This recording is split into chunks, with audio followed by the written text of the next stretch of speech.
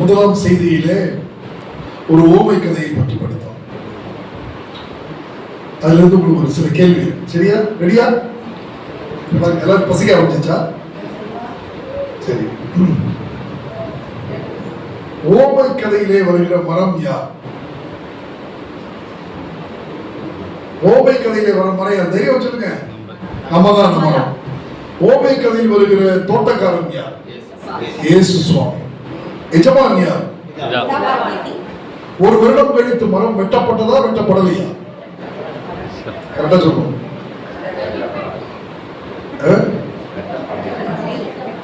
Result சொல்லப்படல.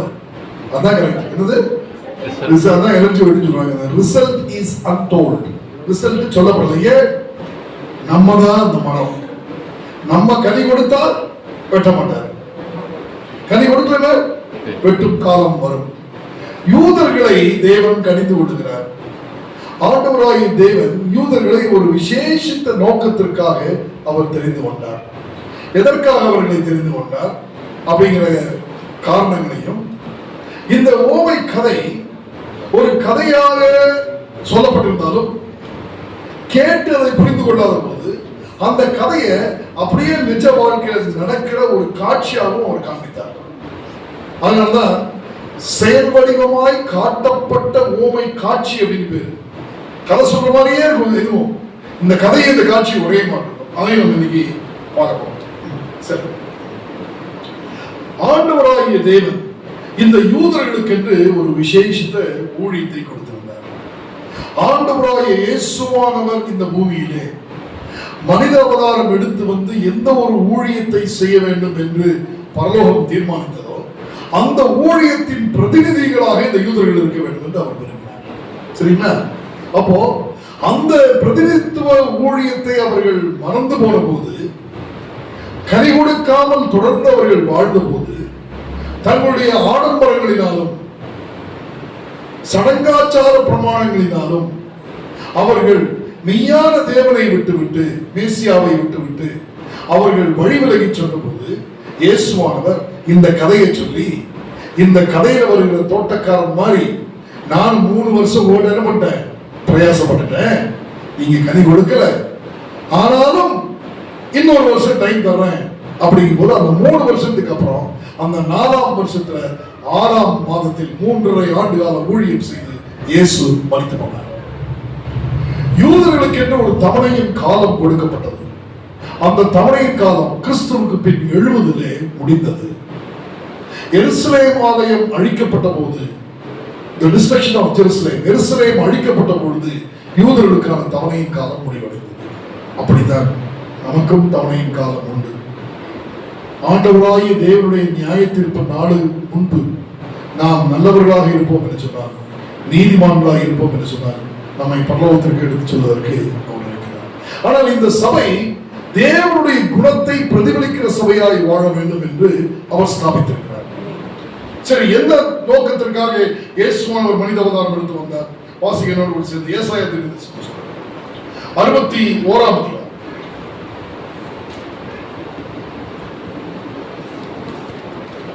முதல் வசனம். கர்த்தராகிய தேவனுடைய ஆவியானவர் என்மேல் இருக்கிறார். எதற்காக? சுவிசேஷத்தை கொடுப்பது, சிறுமைப்பட்டவர்களுக்கு சுவிசேஷத்தை அறிவிக்கத்தக்க கர்த்தர் என்னை அபிஷேகம் பண்ணினார். இப்போ இந்த காலை வேளையில இந்த திருச்சபையை அமர்ந்திருக்கிற நீங்களும் நானும் நல்ல கனி கொடுக்கிற மரமாக இருக்க வேண்டும் என்று சொன்னால் நாம் சுவிசேஷத்தை அறிவிக்கிறவர்களாக இருக்க வேண்டும். இந்த சபை சுவிசேஷத்தை அறிவிக்கிறதா? சுவிசேஷத்தை நாம் பிறருக்கு சொல்லுகிறோமா? இயேசுவின் நற்செய்தியை அறிமுகம் செய்கிறோமா? ஏன்னு சொன்னால் கர்த்தராகிய தேவனுடைய ஆவியானவர் என்மேல் இருக்கிறார். எதற்காக? சிறுமைப்பட்டவர்களுக்கு சுவிசேஷத்தை அறிவிக்க கர்த்தர் என்னை அபிஷேகம் பண்ணினார். தேவன் இந்த சபையை அபிஷேகித்திருக்கிறார். நம்புறீங்களா? இல்ல மற்ற சர்ச்சில் அபிஷேகம் இல்ல, ஆராதனை இல்ல, இந்த சர்ச்சில் இல்ல அப்படின்னு நினைச்சீங்கன்னா தொடர்ந்து நம்ம படிக்கலாம். இங்க பைபிள் சொல்லுது, சிறுமைப்பட்டவர்களுக்கு சுவிசேஷத்தை அறிவிக்க கர்த்தர் என்னை அபிஷேகம் பண்ணினார், இருதயம் நொறுங்குண்டவர்களுக்கு காயம் கட்டுதலையும் அப்படி என்ன அர்த்தம்?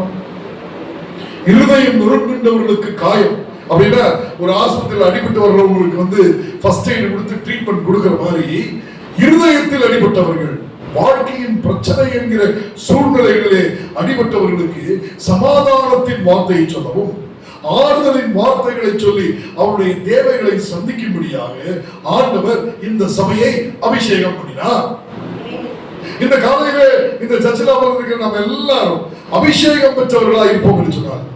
சிறுமைப்பட்டவர்களை, ஒடுக்கப்பட்டவர்களை, இதோ வசதியின் வாய்ப்பில்லாதவர்களை, காயம் கட்டுகிற வேலையை செய்யும்படியாக நம்மை அழைச்சாரு. அதனால நீங்களும் நானும் இந்த காலையில் யாரு? நர்ஸ். ஆஸ்பத்திரி கூட நர்ஸ் என்னவா பண்றாங்க? காயம் கட்டுறாங்க, ஊசி போட்டு விடுறாங்க. அந்த மாதிரி தான் ஆண்டவர் சொல்றாரு, இருதயம் நொறுங்குண்டவர்களுக்கு காயம் கட்டுதலையும் சிறைப்பட்டவர்களுக்கு விடுதலையும். அது என்னது? சிறைனா ஜெயில இருக்கவங்களுக்கு சொல்றாரா? பாவம் என்னும் சிறையில் இருக்கிறவர்களுக்கு விடுதலை கொடுக்கவும். சரி, பாவம் என்னும் சிறையில் இருக்கிறவர்களுக்கு விடுதலை கொடுக்கிறது என்னது? சுவிசேஷம். தேவன் தன்னுடைய ஒரே பேரான குமாரனை விசுவாசிக்கிறவன் எவனோ அவன் கெட்டு போகாமல் அவன் நித்திய ஜீவனை அடையும்படிக்கு அவரை தந்தரடி உலகத்தில் அன்பு கூர்ந்தார் என்கிற சுவிசேஷத்தை உலகத்திற்கு போய் சொல்லும்படியாக காயம் கட்டுதலையும் சிறைப்பட்டவர்களுக்கு விடுதலையும் பாவத்தின் அடிமைத்தனத்தில் இருக்கிறவர்களுக்கு இயேசுவை அறிமுகம் செய்ய ஆண்டவர் அபிஷேகம் செய்தார். கட்டுண்டவர்களுக்கு கட்டவிழ்த்தலை கூறவும், பாவத்தின் சூழ்நிலைகளை ஏதாவது கட்டுண்டவர்களாய் இருக்கிறவர்கள் யாராக இருந்தாலும் அந்த கட்டுகளை அவிழ்க்கும் ஊழியத்தை உங்களுடைய ஜெபத்தினால், உங்களுடைய உதவும் கரங்களினால், உங்களுடைய அக்கறையாய் பார்த்துக் கொள்ளுகிற அனுபவத்தினால், அன்பை பரிமாறிக் கொள்ளுகிற சமரச வார்த்தைகளினால், சண்டை போட்டுக் கொண்டிருக்கிறவர்களுக்கு ஒப்புரவாதலின் ஊழியத்தை செய்வதன் மூலம் தேவன் சொல்கிறாரு, கட்டுண்டவர்களை கட்டவிழ்க்கவும். இதெல்லாம் நம்ம செஞ்சாதான் நல்ல மரம். இதெல்லாம் நம்மகிட்ட இருந்தாதான் நம்ம கனி கொடுக்கும் மரம். இதெல்லாம் இருந்தா இயேசுவானவர் பிதாவிட்ட பரிந்து பேசுவார். இந்த திருவொற்றியூர் சர்ச் மெம்பர்கள், ஆண்டவரே நீங்க உயர்த்தி பிடிங்க அப்படின்னு சொல்லுவார். ஏன் சொன்னா இந்த குணமெல்லாம் இந்த சர்ச்சில் இருக்கு அப்படின்னு சொல்லுவார்.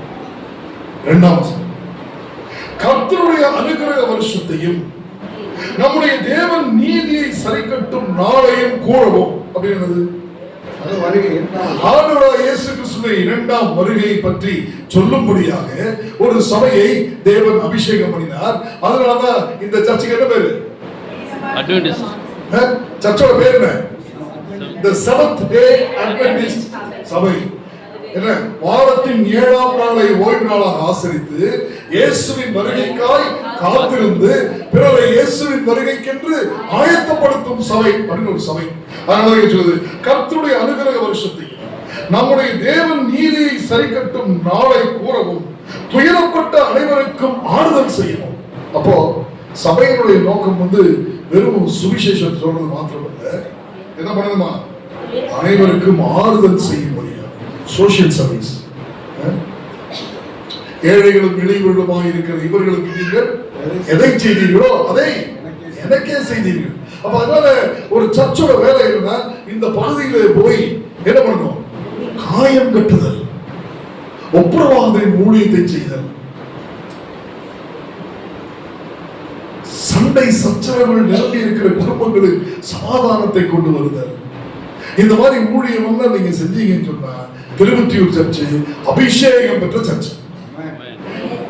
அதை வழிநடத்துகிற போதகர் இதை முன்னின்று வழிநடத்தினால் அவர் அபிஷேகம் பெற்ற ஒரு போதகர். அப்போ இந்த சத்தியங்களை ஆண்டவர் நமக்கு கொடுக்கிறார் அப்படிங்கும் போது யூதர்கள் மத்தியில இது இல்லை. யூதர்கள் என்ன பண்ணாங்க? ரொம்ப ஆடம்பரமாய் நடந்து கொண்டார்கள். தங்களை தாங்களே பரிசுத்தவான்களாய் அவர்கள் காட்டிக் கொண்டார்கள். நியாய பிரமாணத்தை கை கொள்றோம் சொல்லி சடங்காச்சார பிரமாணங்களுக்கு ரொம்ப முக்கியத்துவம் கொடுத்தாங்க. ஓய்வு நாள்ல ஒரு அடிபட்டு விழுந்து கிடக்கிற ஒரு மனுஷனுக்கு உதவி செய்ய வேண்டும் என்கிற எண்ணம் கூட இல்லை. ஏன்னா அது ஓய்வு நாளை மீறுதல் அப்படின்னு நினைச்சாங்க. அப்போ மனுஷீகத்தில் இருக்கிற அன்பை விட்டுட்டு இடத்தை பிடிச்சிட்டாங்க. கற்பனை பிடிச்சிட்டு நடந்தனால ஆண்டவராகிய இயேசுவானவர் அவர் சொன்னாரு, 3 வருஷமா கனி எதிர்பார்த்தேன், நீ இதையெல்லாம் விட்டுட்டு மற்ற எல்லாத்தையும் பண்ணிட்டு இருக்கிற, உன்னை வெட்டும் காலம் வருகிறது என்று சொல்லி ஒரு கதை சொன்னார்.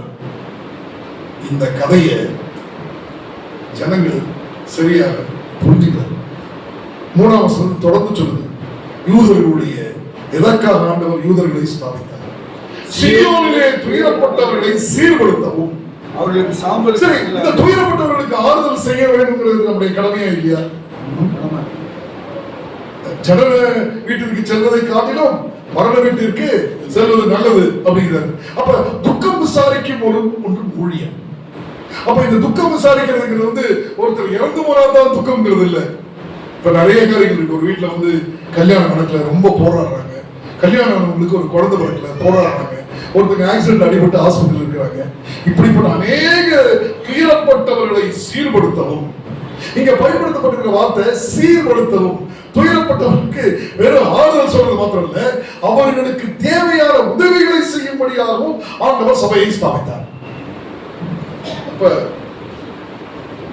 யூதர்கள் எதுக்கு வச்சாரு? ஹெல்ப் பண்றதுக்கு வச்சாரு. அப்ப வெறும் தியரியா பேசி பிரயோஜனம் இல்ல, ஹெல்ப் பண்ற நேச்சர் பண்றவங்க. அதுக்கு ஒரு ஓமை கதை சொன்னார். என்ன கதை தெரியுங்களா? சும்மா டச் பண்ணிட்டு போறவங்களுக்கு புரியுறதுக்காக. ஒரு பெரிய பணக்காரன், ரத்தாம்பரமும் ஆடம்பரமுமாய் அவன் இருந்தான். அவன் வீட்டு வாசப்படியில ஒரு ஏழை, உடம்பெல்லாம் பருக்களால் நிறைந்திருந்தான். நாய் வந்து அவனை நக்கிற்று. படிச்சிருக்கீங்களா? படிச்சிருக்கா இல்லையா? அவன் பேர் என்ன? லாசரு. அப்போ இந்த லாசரு அப்படிங்கிற ஏழை, நல்லா கவனிச்சுங்க, அவன் ஒரு யூதன். அப்ப இந்த லாசருங்கிற இந்த ஏழை இந்த பணக்கார வீட்டு வாசல்லையே படுத்து கிடக்கிறான். அடுத்து பைபிள், மேஜையில் இருந்து கீழே விழுகிற துணிக்கைகளை தின்ன ஆசையாயிருந்தான் அப்படின்னு அர்த்தம். பணக்கார வீட்டுல இருந்து ஏதாவது கிடைக்கும் சொல்லி அந்த வாசப்படியில காத்திருந்தா, ஆனா கிடைக்கல அப்படின்னு அர்த்தம். பணக்காரர் கொடுத்தாலும் கொடுக்கலையா? கொடுக்கல. அந்த கொடுக்காத பணக்காரன் ஒரு யூதன், வாசப்படியில படுத்திருக்கிறோட ஒரு யூதன். யூதனுக்கே நீ செய்யல அப்படின்னு சொன்னா, நீ எப்படி வந்து ஆண்டவராகிய தேவனை நீ மகிமைப்படுத்த முடியும்? நான் ஓய்வு நாளை கடைபிடிக்கிறேன், நான் 2ஆம் வருகையை காத்திருக்கிறேன், நான் 10 கற்பனைகளை கைப்பிடிக்கிறேன் அப்படின்னு சொல்லிட்டு செய்ய வேண்டிய ஆக்ஷன் எல்லாம் செய்யாம இருந்த போது தேவன் யூதர்களை கடிந்து விடுவது போல கனி இல்லாத சரந்தே அட்வென்டி சர்ச்சா இருக்கும் என்று சொன்னா தேவன் அந்த சபையை கடிந்து விடுது. அதனால ஒரு சர்ச் அப்படிங்கிறது சும்மா வாரத்துல ஒரு தான் வந்துட்டு நம்ம 2 பாட்டு பாடி ஒரு காணிக்கை கொடுத்துட்டு ஜாமட்டு போறோம்ங்கிறது இல்லை. ஒரு ஊழியத்தில் போதகருடைய வழிநடத்தலின்படியாக நாம் பங்கு பெற்று, இங்க சொல்லப்பட்ட 3 வருஷத்தை புரிஞ்சு வச்சுக்க. வீட்டுல போய் 61, 1, 2, 3 ஒவ்வொருவரும் அதன்படி நாம் செய்ய ஆரம்பித்தார் சபா ஆட்டோமேட்டிக்கா வளரும். அவர்களுக்கு சாம்பலுக்கு பதிலாக சிங்காரத்தையும், துயரத்துக்கு பதிலாக ஆனந்த தைலத்தையும், ஒடுங்கின ஆவிக்கு பதிலாக துதியின் உடையையும் கொடுக்கவும் அவர் என்னை அனுப்பினார். அப்ப இயேசுவானவருக்கு இத்தனை ஊழியம் இருந்துச்சு, யூதர்களுக்கு அத்தனை ஊழியம். கடைசி அப்படிங்கும்போது பாருங்க, அவர்கள் கர்த்தர் நம்முடைய மகிமைக்கென்று நாட்டின நீதியின் விருட்சங்கள் எனப்படுவார்கள். இப்படி எல்லாம் இருந்தாதான் நீங்க நீதியின் விருட்சம். அப்பதான் நீங்க நல்ல மரம், அப்பதான் நீங்க கனி கொடுக்கிற மரம். நான் உன்னை வெட்ட மாட்டேன். அப்போ ஆண்டவராகிய தேவன் ஒரு கதை சொல்லி அந்த யூதர்களை கடிந்து விடுகிறது ஏன் பார்ப்போம். இப்ப இந்த கதை கேட்டுட்டாங்க. என்ன கதை கேட்டாங்க? ஒரு எஜமான் இருந்தாங்க, ஒரு பெரிய திராட்சை தோட்டம் வச்சுட்டா, நல்ல ஒரு அத்திப்பழம் வந்து அத்திப்பழம் கனி கொடுக்கல, 3 வருஷமா வந்துட்டு அதை போட்டு தள்ளு அப்படின்னாரு. வேலைக்காரன் வந்து இன்னொரு வருஷம் டைம் கேட்டாரு. கதையை படிச்சோம். இந்த கதையில வருகிற கதாநாயகன் அந்த மரம் யூதர்கள். அன்னைக்கு இன்னைக்கு நீங்களும் நானும், சரிங்களா? இது கதை. இந்த கதை கொஞ்ச நாள் கழிச்சு நிஜமா நடக்குது. பாருங்க என்னோட கூட மார்க் எழுதிய சுவிசேஷம் 16ஆம் அதிகாரத்துக்கு மார்க் 11 அங்க வந்து கதையா சொல்றாரு, இங்க நிஜமா செஞ்சு காமிக்கிறார். மார்க் 11, 12, 13.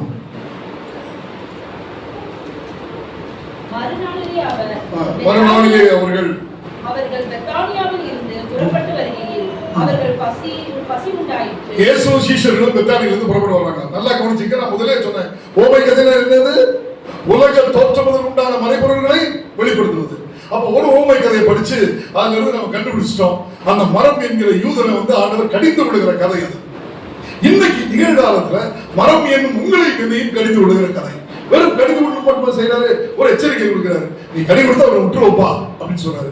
நமக்காக பரிந்து பேசுகிற தோட்டக்காரன் இயேசு இருக்காரு அப்படிங்கிறதையும் சொல்றாரு. அங்க கதை சொன்னாரு, நிறைய பேர் புரியல. இப்ப அந்த கதையை மறுபடியும் ஒரு காட்சியா காமிக்கிறது பாருங்க. 13ஆம் வசனம். அப்பொழுது இலைகளுள்ள ஒரு அத்திமரத்தை தூரத்திலே கண்டு, என்ன பண்ணாரு? யார் வந்துட்டு இருக்கிறது? இயேசு. கூட யார் இருக்கா? சீஷர்கள். என்னாச்சு அவருக்கு? பசி உண்டாச்சு. பசியினுடைய கண்ணுக்கு என்ன தெரியுது? பேக்கரி, பிரியாணி எல்லாம் தெரியுது மாதிரி அவருக்கு வந்து அத்திமரம் தெரியுது. ஓமை கதையில் என்ன மரம்? ஓமை கதையில் என்ன மரம்? அத்திமரம். இங்க நட்சத்திரம் என்ன மரம்? அத்திமரம். அங்க கதை, இங்க காட்சி நேரில் நடக்குது. அந்த கதையில என்ன சொன்னாரோ அது நிஜமா நடந்து காமிக்கிறார். கேட்டு புரிந்து கொள்ளாத ஜனம் பார்த்து புரிந்து கொள்ளும்படியாக செய்கிறார். அப்பொழுது இலைகளுள்ள ஒரு அத்திமரத்தை தூரத்திலே கண்டு, அதில் ஏதாவது அகப்படுமோ என்று பார்க்க வந்தார். அத்திமரத்தில் என்ன இருக்கும்? கனி இருக்கும், அத்திப்பழம் இருக்கும் இல்லையா? அத்திப்பழம் இருக்கும். அப்போ அந்த மரத்துல அத்திப்பழம் கிடைக்குமா? ஏன் அப்படி பசியா இருக்கு? அப்ப அதுதான் வருவாரு. பசியா இருக்கிற அந்த மரத்தை பார்க்கிறாரு, பக்கத்துல வராரு. வாசிக்க. அத்திப்பழம் காலமா இராதபடியால், அது வந்து அத்திப்பழ சீசன் இல்லையாமா. வாசிக்க. அவர் அதனிடத்தில் வந்தபோது அதில் இலைகளை அல்லாமல் வேற ஒன்றையும் காணவில்லை. நல்லா கவனிச்சு பாருங்க. இங்க நிறைய கேள்வி நமக்கு வரணும். அவர் பக்கத்துல வந்து பார்த்தா என்ன இல்ல? கனி இல்ல. கனி இல்ல. என்ன இருந்துச்சு? நிறைய இலை மாத்திரம் இருக்குது, ஆனா கனி இல்ல. அப்படின்னு என்ன அர்த்தம்? இவர் பசி தீருமா? இலையை பிடிச்சி சாப்பிட முடியுமா? இல்ல. அப்போ கனி தேடி வந்த இந்த இயேசுவானவர் பசியா இருக்காரு, ஆனா மரத்துல என்ன இல்ல? கனி இல்ல. ஆனா தூரத்துல இருந்து பார்த்தபோது கனி இருக்குன்னு நினைச்சிட்டு அவர் வந்தாரு. தூரத்துல இருந்து மெட்ரோ ஸ்டேஷன் இறங்கி செவன்த் ஆவென்யூ திருவத்தியூ சர்ச்சுக்கு பார்த்த உடனே ஆகா கனி இருக்கும் நினைச்சு உள்ள வந்து பார்த்து சர்ச்சில் ஒரு 6 மாசம் வந்தா சர்ச்சில் ஒரே சண்டை, அடிதடி, போட்டி, பொறாமை, போஸ்ட், ஜாதி, நிறம், இனம், வெறி.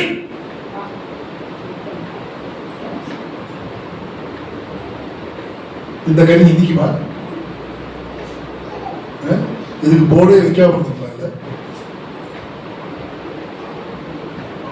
ஒரு 7-8 வருஷத்துக்கு முன்னாடி திருவனந்தபுரத்துக்கு போனேன். சனிக்கிழமை ஒரு சர்ச்சை பிரசங்கம் பண்ணது. மத்தியானம் ரெஜி என்னுடைய நண்பர் ஒரு இடத்துக்கு வாங்க கூட்டு போனார். மத்தியானம் பைக்ல கூட்டு போனா ஒரு சின்ன கிராமம், குளப்பள்ளின்னு ஒரு கிராமம். அந்த கிராமத்துல பாலடைஞ்ச ஒரு பில்டிங், 30 வருஷமா மூடி கிடக்கிற பில்டிங். மேல ரூஃப் கிடையாது, வெறும் 4 செவரு, நடுவுல 20 அடிக்கு மரம். அப்ப 20 அடி மரம் வளர்ற அளவுக்கு அந்த சர்ச்சு மூடி கிடக்கு. டோர்ல முன்னாடி ஒரு பூட்டு. அந்த டோருக்கு முன்னாடி அந்த கிராமத்துக்கு இப்ப முழுவதும் அந்த சர்ச்சு வாசல் 30 வருஷம் மூடிக்கணும். 105 பேர் ஞானஸ்நானம் எடுத்த சர்ச்சு 30 வருஷம் மூடிக்கணும். அதை பார்க்கிறேன், பார்த்தா ஒரு போர்டு போட்டு வச்சிருக்காங்க, இந்த சொத்து செவன்த் டே அட்வென்டிஸ்ட் சர்ச்சுக்கு சொந்தமா. பார்த்தா கஷ்டமா இருக்குமா? இல்லை கதை. இதுதான் கனி கொடுக்கிற சர்ச்சா? அப்பதான் நினைச்சேன், எதுக்கையா போர்டு வச்சிங்க? போர்டே வைக்காம இருந்திருக்கலாமே. அன்னைக்கு எடுத்த ப்ராஜெக்ட் தான். ஒரே வருஷத்துல இந்த சர்ச்சை புதுசா எடுத்து கட்டி திருப்பி பிரதிஷ்டை செஞ்சு கர்த்தருடைய நாமத்துக்கு மகிமை அனுப்பி, அது என்னுடைய ப்ராஜெக்ட் ஆண்டவர் என்ன பயன்படுத்தினார். ஒரு சக்தி நிலைகள் வந்துருக்கு, கிறிஸ்துவர் மேல. அந்த மாதிரி இங்க பார்க்கறதுக்கு பில்டிங் இருக்கு, சேர் இருக்கு, கீபோர்டு இருக்கு, பாஸ்டர் வீடியோ எடுக்கிறோம், எல்லாம் நல்லா இருக்கு. ஆனால் ஒவ்வொரு தனி விசுவாசிகளின் மத்தியில் ஆவியின் கனி இருக்கிறார். அன்பு, சாந்தம், சமாதானம், தயவு, நீடிய பொறுமை, இச்சையடக்கம் என்கிற நற்குணங்கள் நம்மிடத்தில் காணப்படுகிறதா? போட்டி மனப்பான்மை இல்லாமல் இருக்கிறதா? பொறாமைப்படாமல் இருக்கிறோமா? கோபப்படாமல் இருக்கிறதா? மற்றவர்களை எரிச்சலடைய செய்யாமல் இருக்கலாமா? புறங்கூறுதல் இல்லாமல் இருக்கா? சர்ச்சை முடிஞ்ச உடனே உட்கார்ந்து வீட்டுல போய் உட்கார்ந்து குடும்பமா உட்கார்ந்து, அவன் பாத்தியா இப்படி பண்ணா, இவன் ட்ரெஸ் பாத்தியா இப்படி பண்ணா, அவன் பாட்டா பாடினா பாட்டுக்கு ராகத்துக்கு சம்மந்தமே இல்லை. என்ன பாட்டு பாட்டா? அவனோட சாரியை கவனிச்சியா? சாரிக்கு பிளவுஸுக்கு சம்மந்தமே இல்லை. வந்துட்டாளுங்க பாட்டு பாடுறது. பேசுறோம் இல்லையா? பார்த்து இது பேசுறதுக்கு தான் ஓய்வுடா இல்ல. கிறிஸ்துவர்கள் வேதாகமம் நம்மை அழைக்கிறது. கனி தேடி வருகிற சபை ஜனங்களுக்கு கனி கொடுக்கிற சபையாக இருக்க வேண்டும். இது ஒரு தனி மனிதனுக்கும் பொருந்தும், ஒரு கூட்டத்திற்கும் பொருந்தும். அப்ப seventh day adventist Thiruvottiyur church அப்படிங்கிற சர்ச் கனி கொடுக்கும் சபையா இருக்கணும். மத்தவங்க விட்டுருங்க, அண்ணா நகர் சர்ச் எப்படி இருக்குது, வெவ்வேறு சர்ச் எப்படி இருக்குது, லீடர்ஸ் எப்படி இருக்காங்க, எல்லாம் விட்டுருங்க, அதெல்லாம் விட்டுருங்க. நீங்கள் பார்க்க வேண்டியது இயேசுவை. சொல்றாங்க, the more closer you go to Jesus, the more unworthy you feel. எவ்வளவுக்கு எவ்வளவு அதிகமாய் நீங்கள் இயேசுவின் அருகாமையிலே செல்கிறீர்களோ அவ்வளவுக்கு அவ்வளவு நீங்கள் அருகதையற்றவர்கள் என்பதை உணர்ந்து கொள்வீர்கள். அவர் பரிசுத்தத்தின் மேல் பரிசுத்தமுடையவர். அவர் பக்கத்துல நான் போக போக நான் தகுதியே இல்லாதவன். ஆனா நான் போய் எங்க பாஸ்டர் எப்படி இருக்கிறாரு, எங்க பிரசிடென்ட் எப்படி இருக்கிறாரு, எங்க பாஸ்டர் பிரசிடென்ட் எல்லாம் வந்து அவங்க வந்து ஆண்டவர் கணக்கு பண்ணுவாங்க. நம்ம சர்ச்சு நல்ல ஒரு போதகர் ஆண்டவர் அனுப்புறாரு.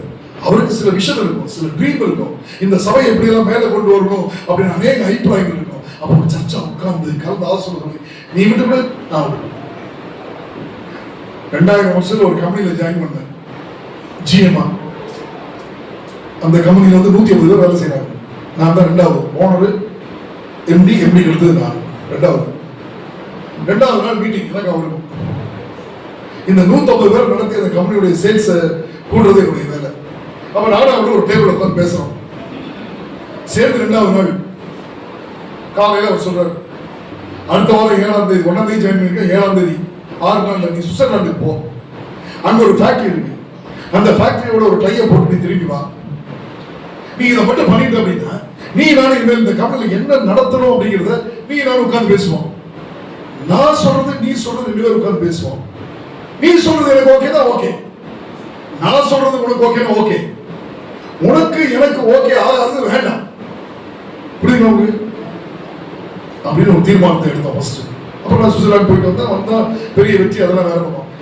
அதே மாதிரிதான் இங்க போதகரோடு உட்கார்ந்து நம்ம பேசும்போது இப்படி செஞ்சா நல்லா இருக்கும். உடன்பட்டு பிதாவே நீரும் நானும் ஒன்றாய் இருக்கிறது போல நீர் எனக்கு தந்த மகிமையை இவர்களும் காணும்படியாக இவர்கள் ஒன்றாய் இருக்கும்படி நான் உம்மிடத்தில் வேண்டிக் கொள்வேன் அப்படின்னு ஜெபம் பண்றேன். இப்ப நம்மள எப்படி இருக்குமா, ஒற்றுமையா இங்க வந்து பார்த்தா, பசியோட வந்து பார்த்தா, நம்ம சர்ச்சில் எப்படி கனி இல்லையோ அந்த மாதிரி அங்க கனி இல்லை.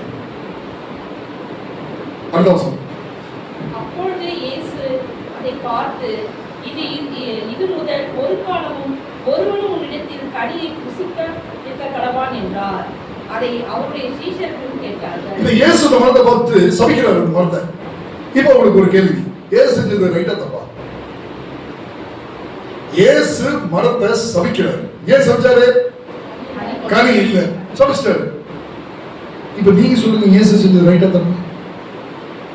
இயேசு அவர் தப்பே பண்ண மாட்டார் அப்படின்னு சொல்லக்கூடாது. இங்க இந்த பைபிள் வசனத்தின்படி இயேசு செஞ்சது ரைட்டா தப்பா? ஏன் பைபிள் வசனம் சொல்லுது, அது அத்திப்பழ காலமா இராதபடியால். ஏங்க மாம்பழ சீசனே இல்ல. கேரளால எனக்கு ஒரு வீடு இருக்கு, சாலக்குடி இடத்துல. அந்த வீடு நீங்க படம் வரலாம், போய் தங்கிக்கலாம். என்ன எல்லாம் ரெடியா பூட்டி வச்சிருக்கோம். அங்க எங்க வீட்டு மரம் இருக்கு, சில பலா மரம், சில சப்போட்டா மரம், அப்படி இப்படி ஒரு சின்ன இடம், ஒரு சின்ன காலத்துல இருக்கு. நான் போய் டிசம்பர் மாசம் போய் எங்க வீட்டு பலாமரத்துக்கிட்ட, பலாமரம் பலாவே தெரியல, வெட்டு மரத்தை அப்படின்னா தப்பு, பலாமரத்துக்கே தப்பே கிடையாது. ஏன்னா பைபிள் வசனம் இங்க சொல்லுது, அது அத்திப்பழ காலமா இராதபடியால். அப்ப நீங்க இந்த கேள்வி என்கிட்ட கேட்கணும், என்ன சார் இது அத்திப்பழ காலமா இல்லைன்னு போட்டிருக்கு, அவர் போய் மரத்தை சமைச்சு போட்டாரு, அது ரைட்டா தப்பா? நீங்க தான் என்கிட்ட கேட்கணும். அப்ப அவர் ரைட்டா? புரியல இல்ல? ஆனா அந்த வசனத்தை வாசிங்க, 13ஆம் வசனத்துல ஒரே ஒரு வார்த்தை 2 தடவை வரும். என்ன வார்த்தை? இலைகள். வெரி குட், இலைகள். நல்லா கவனிங்க. ஒரு மரத்தை பத்தி சொல்றாங்க, எப்படி சொல்றாங்க? அப்பொழுது இலையுள்ள ஒரு மரத்தை தூரத்திலே கண்டு, தூரத்திலிருந்து பாக்குறாராமா. என்னத்தை பார்த்தாரு? ஒரு மரத்தை பார்த்தாரா? அந்த மரத்துல என்ன இருந்தது? பசுமையா இருக்கு. என்ன இருந்தது? இலை இருந்தது. நான் கேட்கட்டேன், மரத்துல இலை அப்போ பைபிள் வசனத்துல தூரத்திலே இலையுள்ள ஒரு அத்திப்பழத்தை அவர் கண்டார். சரி, அப்புறம் முடிப்பது எப்படி முடியுது? அதில் இலைகளை இல்லாமல் வேற ஒன்றும் இல்லை. என்ன அர்த்தம்? எம்பசிஸ் ஆடட் அப்படின்னு இங்கிலீஷ்ல முக்கியப்படுத்தி எழுதப்படுகிற வார்த்தை இலைகள். அப்ப ஒருத்தர் வந்து, இப்ப நான் வர்றேன், இப்போ இன்னைக்கு மேப் போட்டு ஈஸியா வந்துட்டோம். இந்த காலத்துல ரொம்ப ஈஸி, எங்கேயாவது போனா மேப் போட்டு போயிடும். அந்த காலத்துல நான் பட்ட கஷ்டம் சைனா, ஜெர்மனி அப்படி வெளிநாடுகளுக்கு தான் போகும்போது மேப் எல்லாம் கிடையாது, இங்கிலீஷும் தெரியாது அவங்களுக்கு எல்லாம், கேட்டு தான் போகணும் வழி தேடி. அந்த மாதிரி நான் வழி தேடி போகும்போது ஏங்க இந்த திருவட்டியூர் சர்ச் எங்க இருக்கு, வல்லாரப்பட சர்ச்சை கண்டுபிடிக்கிறது கஷ்டம். ஏதாவது மெயின் ரோட்ல வந்தாங்க அவர் சர்ச்சுக்கு இத்தனை போயிருக்க இன்னும் எனக்கு வழி தெரியாது. சரி, இந்த வல்லாரப்பட சர்ச்சுக்கு நீங்க நேரா போங்க, இலை இருக்கிற ஒரு மரம் இருக்கும் அப்படி யாரும் சொல்லுவாங்க, என்ன சொல்லுவாங்க, ஒரு மரம் இருக்கு அந்த மரத்துல அப்படியே ரைட்ல போங்க அப்படிதான் சொல்லுவாங்க. இங்க அதிக இலைகளுள்ள அப்படின்னு ஒரு வார்த்தை, திருப்பியும் இலைகள் அல்லாமல் அது வேற ஒன்றும் இல்லை அப்படின்னா இந்த இலைக்கு இந்த மரத்துக்கு ஏதோ ஒரு கனெக்ஷன் இருக்கு. ஏன்னா வார்த்தை முக்கியப்படுத்தி சொல்லப்படுகிறது. அப்படின்னா என்ன அர்த்தம்னா, தூரத்துல இருந்து இவர் பார்த்த போது இந்த இலை அவரை மயக்கிச்சு, எங்கிட்ட கனி இருக்கு வா வா அப்படின்னு கூப்பிட்டுச்சு. இவர் உடனே என்ன நினைச்சு போறாரு, இலை இருக்குதப்பா, நிறைய இலை இருக்குதுப்பா, கனி இருக்கும் அப்படின்னு பக்கத்துல போனாரு. போனா என்ன இல்லை, இலை மட்டும் தான் இருக்குது, கனி. கிறிஸ்துவ அறிஞர்கள் அத்தி மரத்திற்கு ஒரு பழக்கம் உண்டு. அத்தி மரத்தில் முதலாவது வருகிறது கனி, பிறகு வருகிறது இலை. அப்போ ஒரு மரத்துல, அத்தி மரத்துல இலை இருந்துச்சுன்னு சொன்னா என்ன இருக்கணும், கனி இருக்கணும். அந்த கனி, அதாவது நீங்க யுஏஇ, துபாய், அபுதாபி, ஷார்ஜா, அல் ரிஸ்மா அப்படிங்கிற ஊருக்கு நீங்க அந்த சைட்ல போனீங்க அப்படின்னா ரெண்டு சைடு பாலைவனம், ரெண்டு சைடு பாலைவனம். இந்த பாலைவனத்துல எப்படி போனீங்கன்னா பாலைவனத்து நடுத்துல ஒயாசிஸ் அப்படின்னு சொல்லுவாங்க, பாலைவன சோலை அப்படின்னு. எங்கேயாவது இடத்துல கொஞ்சம் தண்ணி இருக்கும், பேரிச்சம்பழம்லாம் நிறைய எல்லாம் இருக்கும், பேரிச்சம்பழம்லாம் இருக்கு. அந்த மாதிரி அவங்க வந்து ஒட்டகத்துல அந்த காலத்துல அப்படியே போகும்போது, வனாந்தர யாத்திரையை போகும்போது தூரத்துல இருந்து பார்க்கும்போது இந்த அத்திமரம் இலை இருந்துச்சுன்னா உடனே அவங்களுக்கு ஒரு சந்தோஷம் வரும். ஏன், அந்த அத்திமரத்துல குறைஷி அப்படின்னு சொல்லக்கூடிய சின்ன பழம் அதான் முதல்ல வரும். அந்த சின்ன பிஞ்சு பழத்துக்கு பேரு அந்த பழம் அவ்வளவு டேஸ்டா இருக்கும். அப்ப நடந்து போறவங்க எதை அடையாளமா வச்சு போவாங்கன்னா, அத்திமரம் இருக்கா பாரு, அந்த அத்திமரத்துல இலை இருக்கான்னு பாரு, இலை இருந்துச்சுன்னா அந்த இலைக்குள்ள இருக்கும், இந்த சின்ன பழம் இருக்கு அப்படின்னு போவாங்க. அந்த மாதிரி இங்க இந்த சப்ஜெக்டே தெரியாம வசனம் சொல்லுது, அது அத்திப்பழ காலமா இராதபடியால். ஆமா, அது அத்திப்பழ காலம் இல்ல, ஆனா இந்த ஒரு மரம் மட்டும் என்ன வச்சிருந்தது, எல்லா பழத்தையும் வச்சுட்டு எங்கிட்ட வா எங்கிட்ட வா சொல்லிட்டு இருந்தது. இப்ப மரம் பண்ணது ரைட்டா தப்பா? தப்பு. அது அத்திப்பழ காலம் இல்லதான், ஆனாலும் இலை அதிகமாக நீ வைத்திருந்து கனியங்கள் இருக்கிற மாதிரி காட்சி காமிச்சல்ல, நாடகம் நடிச்சல்ல, உன்னை சபிக்கிறப்பார் என்று சொல்லி வாழ வைப்பதற்காக வந்த இயேசு, வாழ்த்தும்படியாக வந்த இயேசு சபித்தார் வார்த்தை, இது முதல் ஒருவரும் ஒரு காலம் உன்னிடத்தில் கனியை புசிக்காது இருக்க கடவன் அப்படின்னாரு. இப்ப 20ஆம் வசனம் வாசிக்க. மறுநாள் காலையிலே அவர்கள் அவ்வழியாய் போகும்போது அந்த அத்தி மரம் வேரோட பட்டு போய் இருக்கிறதை கண்டார்கள். பட்டு போச்சு மரம். ஏன் பட்டு போச்சு? இயேசு சபிச்சாரு. ஏன் சபிச்சாரு? கனி இல்லை. கனி இல்லைங்கிற சபிச்சாருல வேற ஏதாவது காரணமா? கனி இல்லை,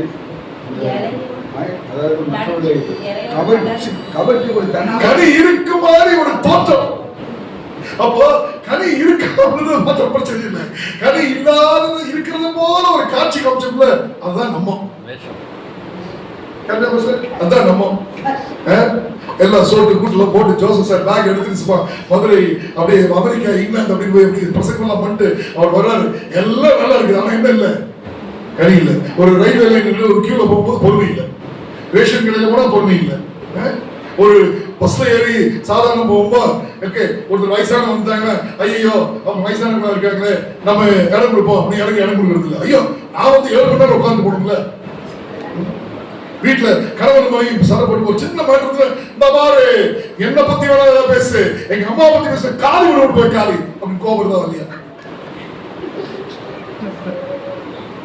கொஞ்சோடு உப்பு அதிகமா போச்சு சாம்பார்ல, வீட்டுக்காரர்கள் பொருட்கள் எல்லாத்தையும் போட்டு கொடுக்குற நீங்க.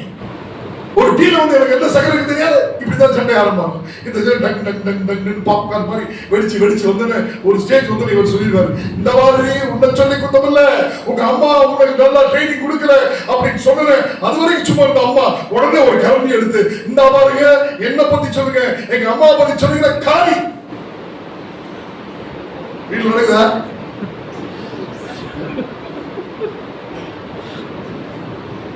திங்கட்கிழமை காலையில ஸ்கூலு, ஐயோ ட்ரெஸ் காணும், யூனிஃபார்ம் காணும், சாக்ஸ காணும், ரிப்பனை காணும், எங்க போய் தேடு, நோட்டை காணும், 7 மணிக்கு 7:45 பஸ் வந்துடும். அடிச்சு பிடிச்சி தேடுறது காலையிலேயே. என்ன உடனே கோபம், அதை வச்சு ஒரு வாக்குவாதம், அதை வச்சு ஒரு சண்டை வருதா? ஏன்? ஒழுக்கம் இல்லை, ஆயத்தம் இல்லை. இன்னைக்கு எங்க அம்மாவுக்கு பிறந்தநாள். அம்மாவுக்கு சந்தோஷம் இருப்பேன். அம்மா எந்திரிக்கிறதுக்கு முன்னாடியே நம்ம போய் பாத்திரம் கழுவி துணி எல்லாம் துவைச்சு எல்லாம் காய போட்டு காலையில் அம்மா மெதுவாக எழுப்பி அம்மா ஹாப்பி பர்த்டே அப்படின்னு சொல்லிடுவோமா? அப்படி இப்போ வாலிப பிள்ளைங்க யாராவது அப்படி இருக்கீங்க? ஏமா கொஞ்சம் பாத்திரம் கழுவி கொடுங்க, கொஞ்சம் டமால் டிமில் டமால் அப்படின்னு சவுண்டு பட்டாசு வெடிக்கும். என்னன்னு கேட்டால் பாத்திரம் கழுவுறாங்க. நம்ம கோபம் அவர்தான். இங்க இருக்கிற பையன் எதாவது ஞாயிற்றுக்கிழமை, ஐயோ எங்க அப்பா என்னை எவ்வளவு நல்லா கவனிச்சாருப்பா, ரொம்ப கஷ்டப்படுறாரு, அவரோட பைக் இருக்குது, அவரோட சைக்கிள் இருக்குது, எங்க அப்பா அம்மாவுக்கு தெரியாம நம்ம எங்க பைக்கு சைக்கிள் கொஞ்சம் தொடச்சு கொடுக்குறேன் அப்படின்னு சொல்லி அப்பா சொல்லாமீங்க எவனாவது ஒரு மகன் வாலிபன் இந்த சர்ச்சில் போய் அந்த சைக்கிள் பைக் எல்லாம் தொடச்சு கொடுத்து டாடி நான் பைக் தொடச்சு கொடுத்தேன் அப்படின்னு சொல்ல இருக்கீங்களா? யாராவது? கனியற்ற ஒரு வாழ்க்கை. எதுக்கு பார்த்தாலும் சண்டை, சர்ச்சை, சின்ன சின்ன நாட்கள் ஒண்ணுமே இல்லை. நீங்க கவனிச்சிருக்கீங்களா? ரோட்ல வந்து சின்ன பயங்கரமான சின்ன ஆக்சிடென்ட் நடக்கும். அடிச்சுக்கோங்க பிடிச்சுக்கோங்க சண்டை பயங்கரமா நடக்கும். ஏன்னா அது சின்ன சண்டை. பெரிய ஆக்சிடென்ட் செத்து அங்க சண்டையே நடக்காது. அந்த மாதிரி நம்ம வீடு சின்ன சின்ன உப்புக்கு சப்பா மேட்டர்கள் டப்பா மாதிரி சண்டை சண்டை சண்டை. ஏன்? தியாக உணர்வு இல்லை, பிறரை நேசிக்க கற்றுக் கொடுக்கவில்லை, பிறருடைய தியாகத்தை மதிக்க நமக்கு தெரியவில்லை. அன்பு சகலத்தையும் தாங்கும். அந்த அன்பு இல்லை. கிறிஸ்துவ இங்க வேதம் சொல்லுது, அந்த மரத்துல கனி இல்லாமல் இருந்தா பரவாயில்ல, கனி இருப்பதை போல இலைகளை மாத்திரம் வைத்திருந்து அந்த மரம் இலை கனி இருக்குன்னு காட்சி அளித்ததுனால இயேசுவானவர் அதை சமைத்தார். இது இப்ப யூதர்களுக்கு இப்ப புரியுது. கூட இருந்தவங்களுக்குலாம் கேட்பாங்க. மறுநாள் காலையிலே அவர்கள் கூட சீசன் போறாங்க. அவன் தெரிஞ்சிச்சு. இப்ப அவங்களுக்கு ஞாபகம் வருது. என்ன ஞாபகம்? ஏய் கொஞ்ச நாளைக்கு முன்னாடி ஒரு கதை சொன்னாரு. அந்த கதையில ஒரு அத்திமரம், இந்திய அத்திமரம். அந்த கதையில அத்திமரத்துல கனி இல்ல, இந்திய அத்திமரத்துல கனி இல்ல. அந்த அத்திமரத்தை வெட்டுவேன்னு சொன்னாரு, இங்க வெட்டி காமிச்சிட்டார். புரியுது உங்களுக்கு? ஒண்ணு கதை, இன்னொன்னு நிஜமா நடத்தி காண்பித்த காட்சி. ரெண்டுமே ஒரே அர்த்தம் தான். இந்த காலையில ஆண்டவராகிய தேவன் யூதர்களை ஒரு விசேஷ நோக்கத்திற்காக அழைத்தார். அவங்க ரொம்ப மெஜாரிட்டி அப்படிங்கிறனால கூப்பிடுற ஒரு வசந்த வாசிங்க. உபாகமம் 7 உபாகமம் 7:7. ஏன் இந்த யூதர்கள் இந்த அத்திமரம் இவ்வளவு முக்கியம்? உபாகமம் 7. சகல ஜனங்களும் நீங்கள் திரட்சியான ஜனம் என்று கர்த்தர் உங்கள் பேரில் அன்பு வைத்து உங்களை தெரிந்து கொள்ளவில்லை. நீங்கள் சகல ஜனங்களிலும் கொஞ்சமாய் நீங்கள் தேவனாகிய கர்த்தருக்கு பரிசுத்த ஜனம். நீ உன் தேவனாகிய கர்த்தருக்கு பரிசுத்த ஜனம். பூச்சக்கரத்தில் உள்ள எல்லா ஜனங்களிலும் உன் தேவனாகிய கர்த்தர் உன்னை நமக்கு சொந்தமாக இருக்கும்படி தெரிந்து கொண்டார். Praise God. ஆண்டவராகிய தேவன் யூதர்களை ஒரு விசேஷமா தெரிந்து கொண்டார். எதனால தெரிந்து கொண்டார் யூதர்களை? அப்ப யூதர்கள் ஏதோ ஒரு கிரேட்னஸ் இருக்கணும்ல, ஏதோ ஒரு மேன்மை இருக்கணும்ல. ஏன் ஆண்டவர் செலிப்ரேட் பண்ணி தெரிஞ்சுக்கிட்டாரு? அவருடைய சர்ச்சா ஏதாவது ஒரு ஸ்பெஷல் இருக்கணும் இந்த சர்ச்சில். அல்லது இந்த சர்ச்சை ஆரம்பிக்கு முன்னாடி ஒரு கூட்டம் இருந்தது இல்லையா? அந்த கூட்டத்தினுடைய வாழ்க்கையில ஏதோ ஸ்பெஷல் இருந்திருக்கணும் இல்ல? அந்த மாதிரி அவர் சொல்றாரு, சகல ஜனங்களிலும் உன் தேவனாகிய கர்த்தருக்கு பரிசுத்த ஜனம். அடுத்த வசனம் 7. சகல ஜனங்களிலும் நல்ல கவனிங்க. சகல ஜனங்களிலும் நீங்கள் திரட்சியான ஜனம் என்று கர்த்தர் உங்கள் பேரில் அன்பு வைத்து உங்களை தெரிந்து கொள்ளவில்லை. நீங்கள் சகல ஜனங்களிலும் கொஞ்சமா இருந்தீர்கள். நீங்கள் சகல ஜனங்கள் மைனாரிட்டி. அதனாலதான் யாரும் சொல்றாங்க மீடியான சர்ச்சை மைனாரிட்டி. அப்ப ஆண்டவர் சொல்றாரு, நீ பெரிய கூட்டம் அப்படின்னா நான் செலக்ட் பண்ணல. அப்ப எதுக்கு செலக்ட் பண்ணீங்க? எத்தனையோ சர்ச் இருக்கு. எங்களை கொண்டு வந்து 7 சர்ச்சையை கொடுத்தீங்க. எல்லாரும் சந்தோஷமா ஞாயிற்றுக்கிழமை சர்ச்சைக்கு போயிட்டு இருக்காங்களே, நாங்க மாத்திரம் சனிக்கிழமை சர்ச்சைக்கு வந்துருக்கோம். எல்லாருக்கும் பெரும் கூட்டம் இருக்குது, நாங்க மட்டும் குட்டியா கூட்டம் இருக்குமே. எல்லாரும் அல்லையா போட்டு ட்ரம் போட்டு அந்நிய பாஷை பேசி 5000 பேர் 10,000 பேர் ஆர்ப்பரிச்சு பண்றாங்களே, நாங்க 10 பேர் உட்கார்ந்துட்டு ஆமே நல்லது நாங்க சொல்லிட்டு இருக்கிறோமே. எது நல்ல சர்ச்சு, எது உண்மையான சர்ச்சு ஆண்டவரே அப்படின்னு கேள்வி கேட்கிற மாதிரி இருந்துச்சு போலதான் யூதர்களுக்கு சொல்றாரு. நீ பெரும் கூட்டம் அவனை செலக்ட் பண்ணல. அப்படி ஏன் செலக்ட் பண்ணீங்க? அப்படியே ஒரு பேஜ் திரும்பிங்க. 9ஆம் அதிகாரம் 5ஆம் வசனம் வாசிங்க. உன் நீதி நிமித்தமும் உன் இதயத்துடைய உத்தம நிமித்தமும் நீ அவர்கள் தேசத்தை சுதந்திரிக்கும்படி பிரவேசிப்பதில்லை. அந்த ஜாதியுடைய ஆகாமி நிமித்தமாகவும் ஆபிரகாம் ஈசாக் யாக்கோபு பிதாக்களுக்கு கர்த்தர் ஆணையிட்டு கொண்ட உன் தேவனாகிய கர்த்தர் அவர்களை உனக்கு முன்பாக துரத்தி விடுகிறார். ஆகையால் நீ நீதி நிமித்தம் உன் தேவனாகிய கர்த்தர் உனக்கு அந்த நல்ல தேசத்தை சுதந்திரிக்க அறியக்கடவாய். நீ அப்படியே ஓதி பரிசுத்தமா இருக்கிற உன்னுடைய நீதி ரொம்ப நல்லா இருக்கு அப்படிங்கிறனால இந்த யூதர்களுக்கு தேவன் கானான் தேசத்தை வடக்கா காலத்து உள்ளவங்க அப்படின்ட்டார். எதுக்கு தான் உங்களுக்கு கொடுத்தாரு? ரோமர் 3:1-2.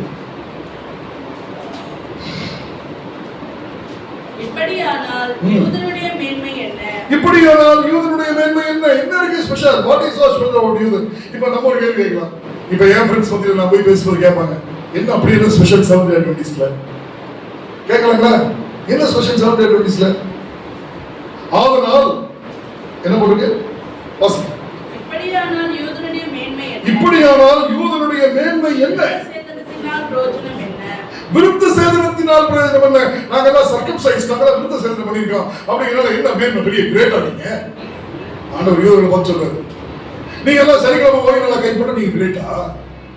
கேட்கலாமா கேட்கக்கூடாதா? ஆண்டவராக இயேசு ரகசியமா வர மாட்டாரு, அவர் பயங்கரமா வருவார் அப்படின்னு சொல்லிட்டு நீங்க கிரேட்டா? 1000 வருட அரசாட்சி அது பூமியில் நடக்காது, அது பரலோகத்துல நடக்கும் அப்படின்னா நீங்க கிரேட்டா? ஒரு மனுஷன் செத்து போன உடனே அவன் நீதிமானா இருந்தா பரலோகத்துக்கு போறது இல்ல, துன்மார்க்கமா இருந்தா அவன் நரகத்துக்கு போறது இல்ல, அவன் தூங்கிட்டு இருக்கான். இயேசுவின் 2ஆம் வருகையில் தான் நீதிமான்கள் உயிரோடு வருவாங்க அப்படின்னு சொல்லிட்டு நீங்க ரைட்டா? எதிராக நீங்க ரைட்டு?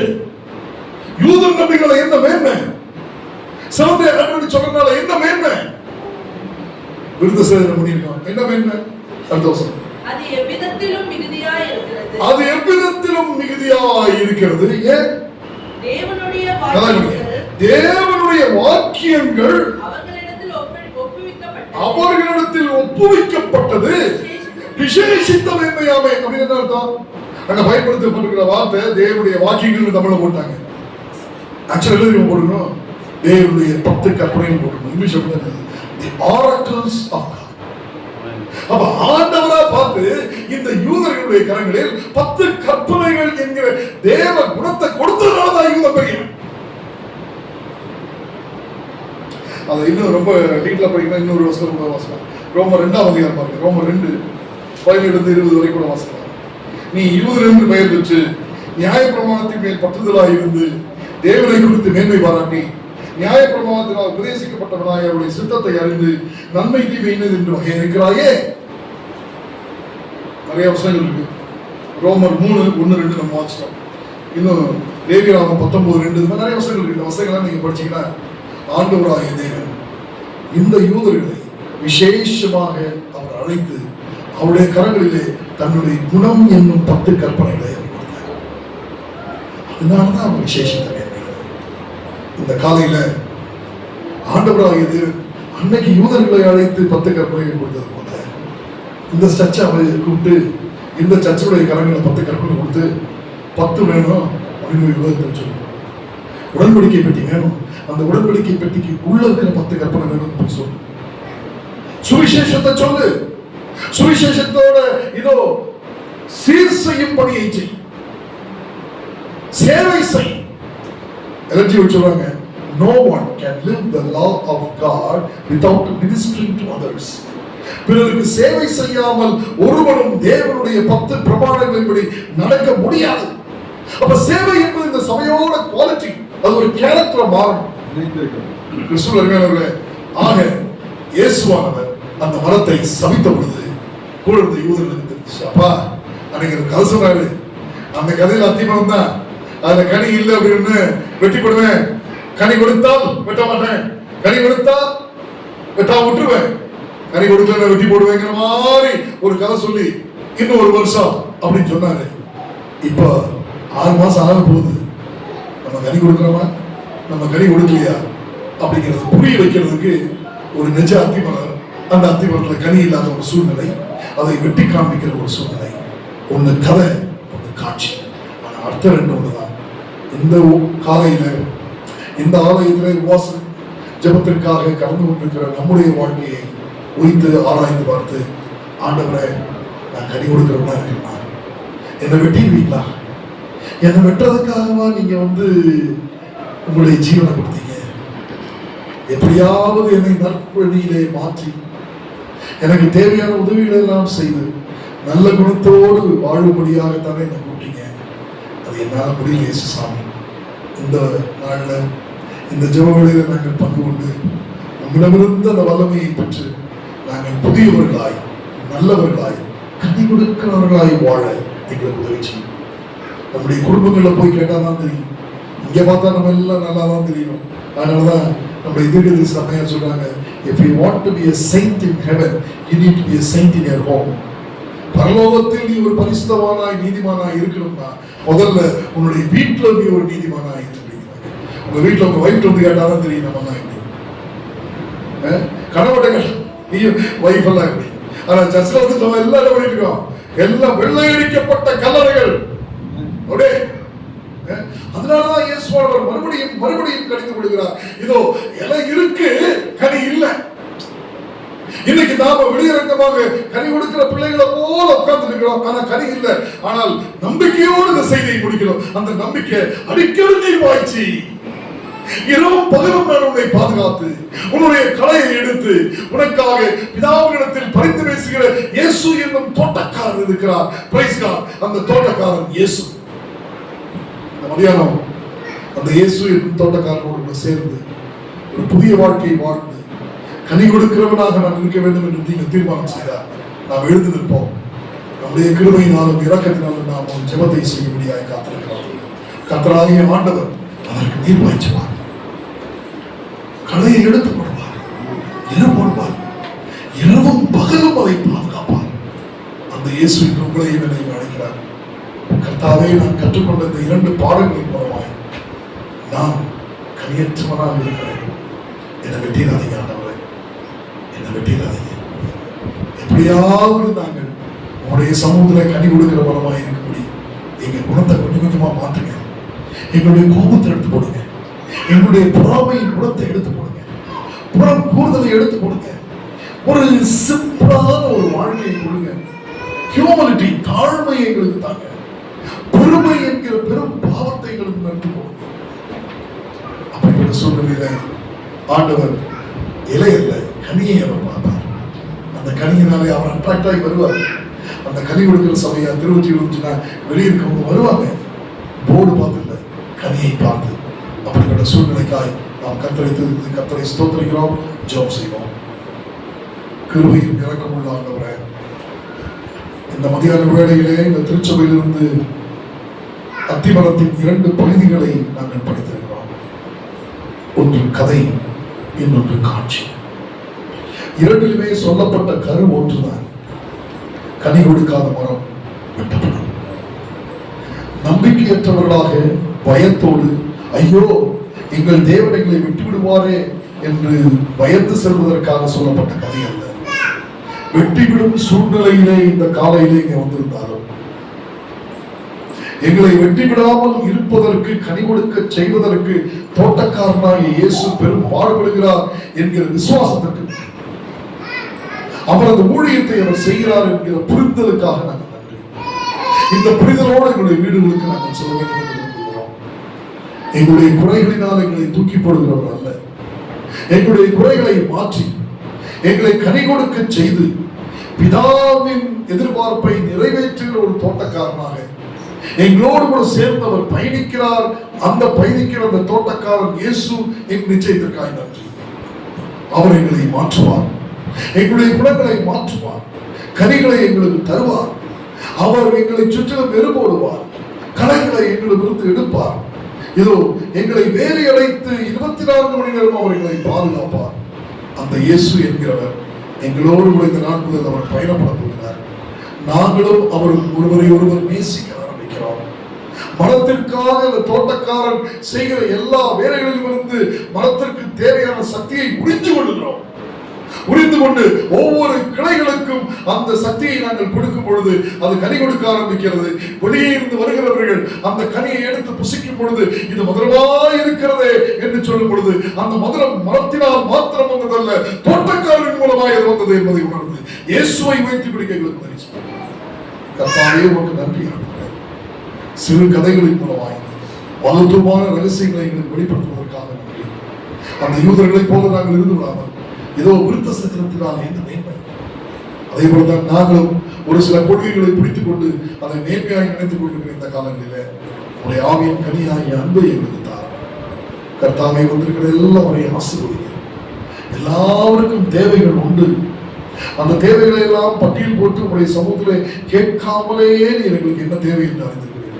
ஆராய்த்து பறவைகளை பாருங்கள், அவைகள் விதைப்பதுமில்லை, அறுப்பதுமில்லை, அவைகளை பிழைப்போட்டுகிற பரம்பிதா நிச்சயமாய் எங்களை பிழைப்போட்டுவீர்கள் நாங்கள் நம்புகிறோம். திருச்சபையை கரங்கள் வைக்கிறோம். புதிதாக பொறுப்பேற்றுக் கொண்டிருக்கிற போதகர் ஜோசப் வேத வீரன் அவர்களுக்காக நன்றி செலுத்துகிறோம்.